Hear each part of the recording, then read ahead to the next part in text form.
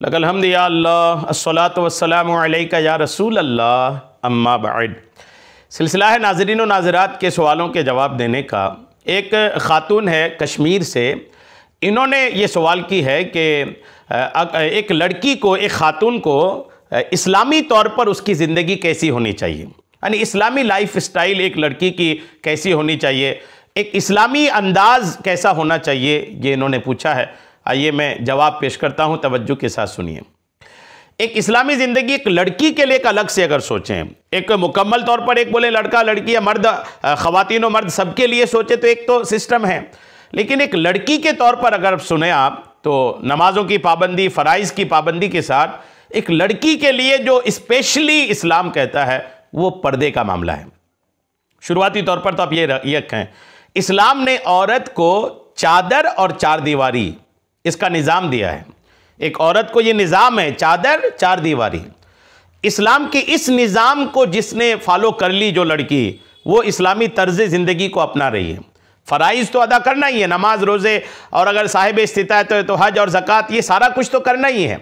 یہ سارے کچھ کے ساتھ ساتھ ایک عورت کے لیے لازمی طور پر یہ ہے کہ وہ چادر اور چار دیواری کے زندگی کو، چادر اور چار دیواری کے اصول کو اپنائے۔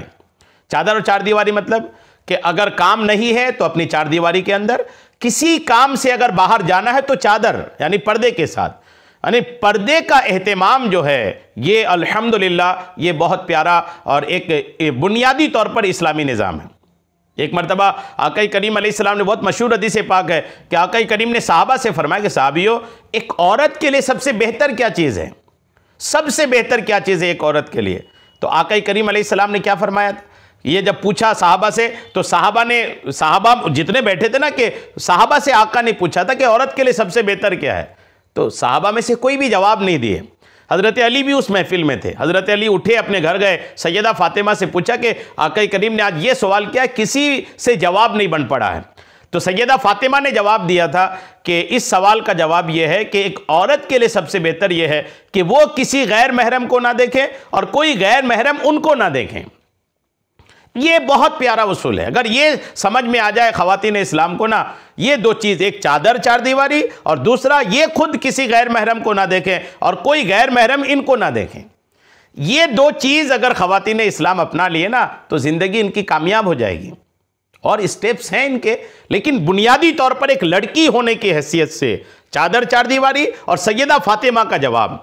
یہ دونوں چیزیں آپ لے لیں۔ اب اس کے بعد بھی اگر آپ سوچیں تو ایک لڑکی جب بچپنا ہے تو ایک الگ معاملہ ہے، بالغ ہو گئی تو ایک الگ میٹر ہے، اور اس کے بعد بالغ ہونے کے بعد شادی ہو گئی تو بیوی بن گئی تو اس کے بعد کے حقوق الگ ہیں۔ بیوی بننے کے بعد پھر اس کے شوہر کے حقوق، ساس کے حقوق، دیور کے حقوق، پھر اولاد ہو گئی تو ماں بن گئی، تو پھر ماں کا معاملہ کیا ہوتا ہے، اولاد کی تربیت کیا ہوتی ہے، یہ سارا کچھ پھر ان کو سیکھنا پڑے گا۔ یعنی جیسے جیسے زندگی میں ان کی تبدیلی آ جاتی ہے، جب تک عورت کا بچپن ہے تب تک تو نابالغی میں کوئی شرعی احکام ہی نہیں ہے، ماں باپ جیسے جس طرف ان کو سکھاتے جائیں سیکھتی جائیں، لیکن جیسے بالغ ہو گئی تو شریعت لاگو ہو گئی، تو اب بالغ ہونے کے بعد پھر وہ کہ شرعی مسائل وہ سیکھنا، پھر عورت بیوی بن جائے تو بیوی بننے کے بعد ایک مکمل طور پر معاشرے کا ایک ایسا اٹوٹ حصہ بن جاتی ہے عورت کہ ایک بڑا خاندان جو ہوتا ہے نا وہ ان سے جڑ جاتا ہے، ایک بڑے خاندان کی عزت و آبرو بن جاتی ہے وہ۔ تو اس میں اس کو شوہر کے حقوق بھی سیکھنا ہے، ساس سسر کے حقوق سیکھنا ہے، دیور جیٹھانی کے حقوق سیکھنا ہے، اور پھر ایک گھر چلانا ہے تو اس کے حقوق سیکھنا ہے، پھر یہ کہ اولاد ہو گئی تو اب ماں بن گئی تو اب اولاد کی تربیت کے حقوق بھی سیکھنا ہے، بیوی بنی تو بیوی ہونے کی وجہ سے شوہر کے حقوق وہ سیکھنا ہے۔ تو یہ اسٹیپس ان کے زندگی کے ہیں، جیسی جیسی نئی تبدیلی ان کی زندگی میں آ جائے تو وہ ساری چیزیں بھی ان کو سیکھنی پڑے گی۔ اب یہی سارا بیان تو نہیں کیا جائے گا، لیکن میں ایک اشارہ کر دیا کہ عورت کا بچپن، بالغ ہونے کے بعد، بیوی بننے کے بعد، ماں بننے کے بعد وہ سارے حقوق بھی سیکھیں، لیکن ان سارے حقوق کے بیچ میں بالغ ہونے کے بعد بنیادی طور پر جو دو چیز ضروری سمجھے، وہ ایک چادر چار دیواری اور دوسرا غیر محرم کو نہ خود دیکھے اور نہ خود ایسا بنے کہ غیر محرم ان کو دیکھیں۔